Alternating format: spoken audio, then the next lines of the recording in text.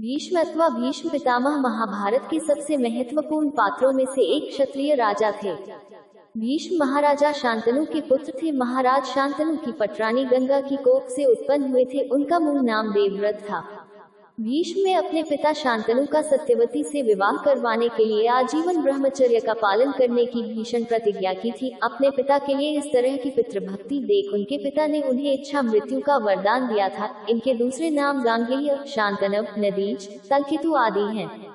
इन्हें अपनी उस भीष्म प्रतिज्ञा के लिए भी सर्वाधिक जाना जाता है, जिसके कारण इन्होंने राजा बन सकने के बावजूद आजीवन हस्तिनापुर के सिंहासन के संरक्षक की भूमिका निभाई। इन्होंने आजीवन विवाह नहीं किया व ब्रह्मचारी रहे। इसी प्रतिज्ञा का पालन करते हुए महाभारत में उन्होंने कौरवों की तरफ से युद्ध में भाग लिया था। इन्हें इच्छा मृत्यु का वरदान था। ये कौरवों के पहले प्रधान सेनापति थे, जो सर्वाधिक 10 दिनों तक कौरवों के प्रधान सेनापति रहे थे। कहा जाता है कि द्रौपदी ने शरशैया पर लेटे हुए भीष्म पितामह से पूछा कि उनकी आंखों के सामने चीरहरण हो रहा था और वे चुप रहे। तब भीष्म पितामह ने जवाब दिया कि उस समय मैं कौरवों का नमक खाता था, इस वजह से मुझे मेरी आंखों के सामने एक स्त्री के चीरहरण का कोई फर्क नहीं पड़ा। परंतु अब अर्जुन ने बाणों की वर्षा करके मेरा कौरवों के नमक ग्रहण से बना रक्त निकाल दिया है, अतः मुझे अपने पापों का ज्ञान हो रहा है, अतः मुझे क्षमा करे द्रौपदी। एक महाभारत युद्ध खत्म होने पर इन्होंने गंगा किनारे इच्छा मृत्यु ली। पूर्व जन्म में वसु थे। भीष्म संपादित करें। भीष्म के नाम से प्रसिद्ध देवव्रत पूर्व जन्म में एक वसु देवता थे। एक बार कुछ वसु अपनी पत्नियों के साथ मेरु पर्वत पर भ्रमण करने गए। उस पर्वत पर महर्षि वशिष्ठ जी का आश्रम था। उस समय महर्षि वशिष्ठ जी अपने आश्रम में नहीं थे, लेकिन वहां उनकी प्रिय गाय कामधेनु की बछड़ी नंदिनी गाय बंधी थी। उस गाय को देखकर देव नाम के एक वसु की पत्नी उस गाय को लेने की जिद करने लगी। अपनी पत्नी की बात मानकर देव वसु ने महर्षि वशिष्ठ जी के आश्रम से उस गाय को चुरा लिया। जब महर्षि वशिष्ठ जी वापस आए तो उन्होंने दिव्य दृष्टि से पूरी घटना को देख लिया। महर्षि वशिष्ठ जी वसुओं के इस कार्य को देखकर बहुत क्रोधित हुए और उन्होंने वसुओं को श्राप दे दिया कि उन्हें मनुष्य रूप में पृथ्वी पर जन्म लेना पड़ेगा। इसके बाद सभी वसु वशिष्ठ जी से माफी मांगने लगे।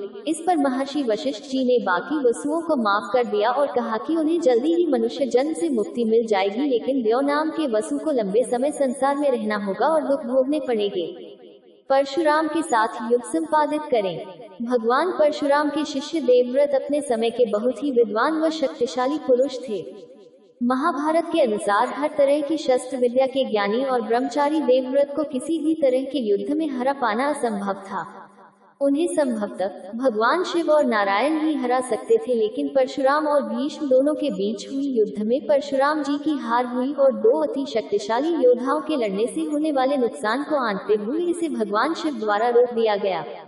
शांतनु से सत्यवती का विवाह भीष्म की ही विकट प्रतिज्ञा के कारण संभव हो सका था। भीष्म ने आजीवन ब्रह्मचारी रहने और गद्दी न लेने का वचन दिया और सत्यवती के दोनों पुत्रों को राज्य देकर उनकी बराबर रक्षा करते रहे। दोनों के निसंतान रहने पर उनके विधवाओं की रक्षा भीष्म ने की। परशुराम से युद्ध किया, उग्रायुध का वध किया।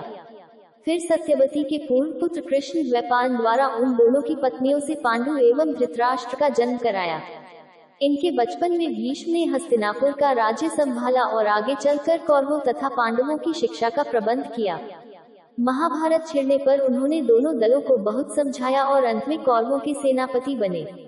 युद्ध के अनेक नियम बनाने के अतिरिक्त इन्होंने अर्जुन से न लड़ने की भी शर्त रखी थी, पर महाभारत के 10वें दिन इन्हें अर्जुन पर बाण चलाना पड़ा।